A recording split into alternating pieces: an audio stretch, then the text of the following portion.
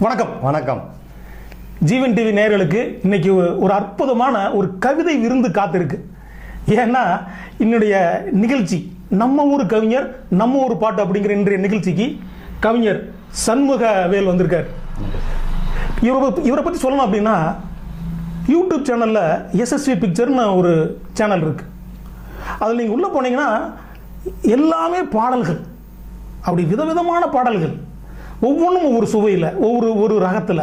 ஒன்று ஒரு கிராமிய பாடல், இன்னும் ஒரு அற்புதமான ஒரு காதல் பாடல், இன்னொன்று பார்த்தீங்கன்னா ஒரு நாட்டுப்புற சாயல் உள்ள ஒரு பாடல்.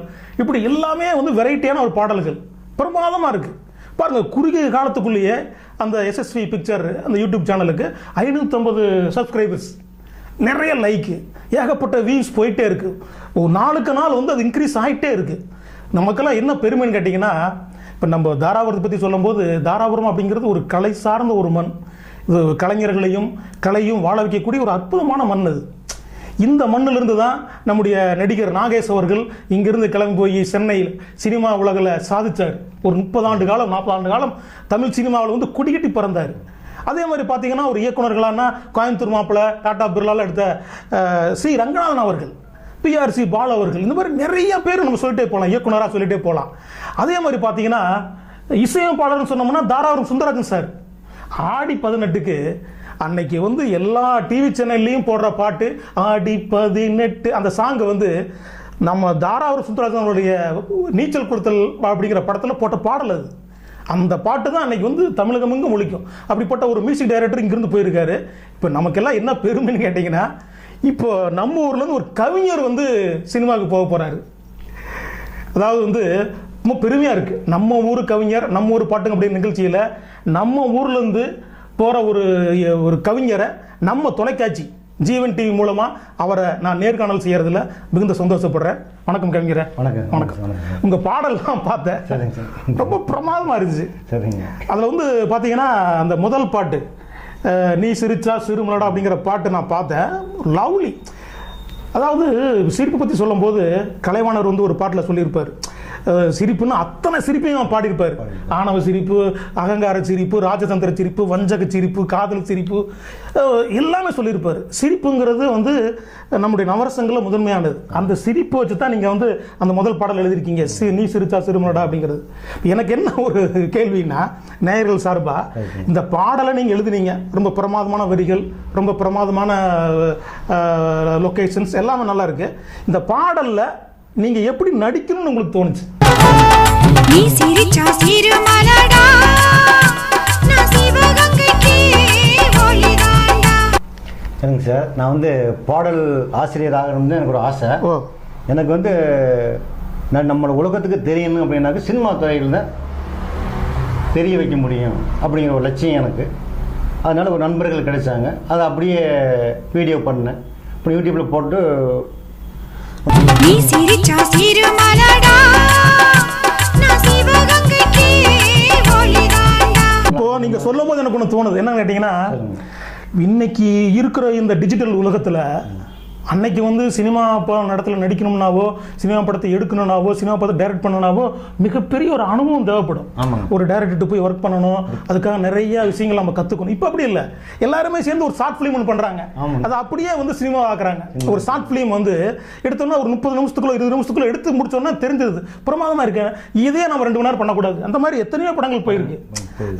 நிறைய படங்கள் சொல்லலாம். அது விஜய் சேதுபதி சார் படங்கள்லாம் பார்த்தீங்கன்னா இந்த மாதிரி நிறைய படங்கள் நம்ம சொல்லலாம். ஒரு ஷார்ட் ஃபிலிம் படமாகுது.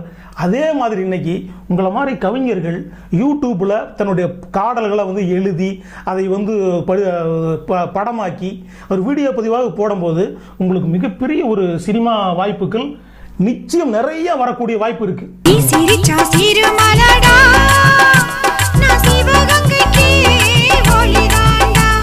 எதிர்காலத்தில் உங்களுக்கு நீங்க நிறைய சினிமாவில் பாட்டு எழுத போறீங்க. அதுக்காக ஜீவன் டிவி மூலமா எங்களுக்கு உங்களுக்கு ஒரு வாழ்த்துக்கள் சொல்லிக்கிறோம். உங்களுக்கு நிறைய பாடல்கள் வரும். நிச்சயமா நீங்க சினிமாவில் மிகப்பெரிய அளவில் நீங்க சாதிப்பீங்க. இப்போ இன்னொரு எனக்கு பிடிச்ச ஒரு வரி என்ன கேட்டீங்கன்னா, அந்த நீ சிரிச்சா சிறுமடாங்கிற பாட்டுல ஒரு வரி வரும். அதாவது அந்த காதலி பார்த்து காதலன் பாடுறான், அது நீங்களே நடிச்சிருந்தீங்க. அதாவது நீ பிறந்தது இந்த மண்ணுக்கு யோகம்னு சொல்லியிருப்பீங்க ஒரு வரி. நீ இந்த லோகத்து ராணியடி, இந்த மண்ணுல பிறந்தது யோகம் தாண்டி, உன் சிரிப்புல செதறுது சிதம்பரமே உன்னை பார்த்தா தவிக்குது தாம்பரமே உன் சிரிப்புல செதறுது சிதம்பரமே உன்னை பார்த்தா தவிக்குது தாம்பரமே. எனக்கு என்னன்னா நீங்க கவிஞரா இந்த நம்ம ஊர் மண்ணில் பிறந்தது எங்களுக்கெல்லாம் வந்து பெருமை, எங்களுக்கெல்லாம் யோகம் அப்படின்னு சொல்லலாம். Thank you sir. இப்போ இந்த பாடல் பதிவான அனுபவத்தை பத்தி நீங்க கொஞ்சம் சொல்லுங்களேன். ஆமாங்க சார், நம்ம ஊருக்குங்க சார், நான் வந்து நம்ம சின்ன வயசுல இருக்கிற ஆசை என்ன ஆசைன்னு கேட்டிங்கன்னா ஒரு கவிஞர் ஆகணும் அப்படின்னு, நம்ம ஊருக்கு பெருமை சேர்க்கணும், தாராபுரத்துக்கு பெருமை சேர்க்கணும். Super super super super.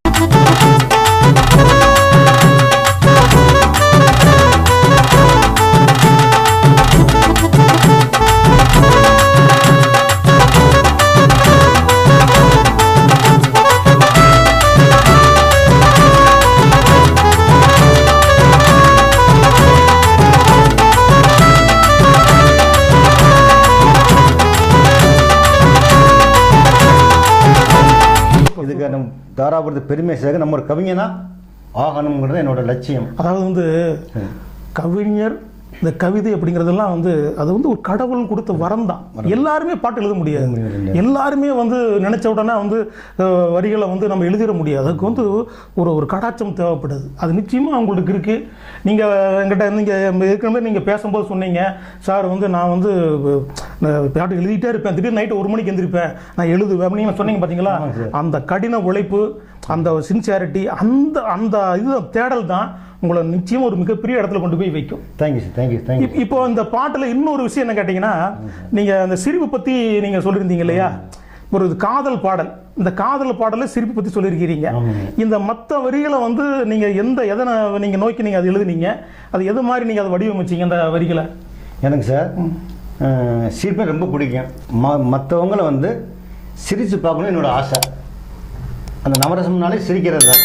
அப்போ அந்த சிரிப்பு அப்படிங்கிறதுக்காக ஒரு பாட்டு எழுதணும் அப்படிங்கிறத எழுதுனேன்.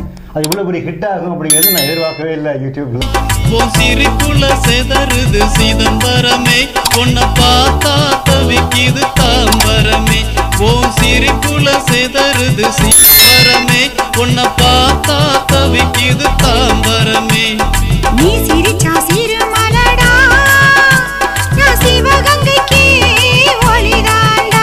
உண்மை உண்மை உண்மை உண்மை. நானே இப்போ வந்து சமயத்தில் தான் பார்த்த உடனே வந்து நாளுக்கு நாள் வந்து இன்க்ரீஸ் ஆகிட்டே இருக்கு.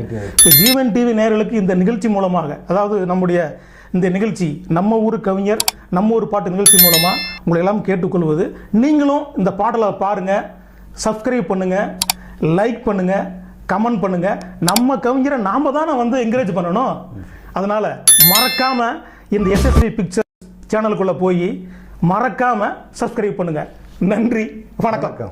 நீ சிரிச்சா சிறுமலடி, இந்த சிறுமலையை எழுதி வைப்பே உனக்கு தாண்டி, நீ ஜெயிச்சா நான் உனக்கு மாலை தாண்டி, உங்கிட்ட மாட்டிக்கிட்டா மன்னிப்பு கேக்குற. நீ சிரிச்சா சிறுமலடி, உன் சிரிப்புல பூவா செதறு வேண்டி, உன் நேரத்துல நெதமும் நெறியாகவா, உன் சிரிப்புல தினமும் சிறையா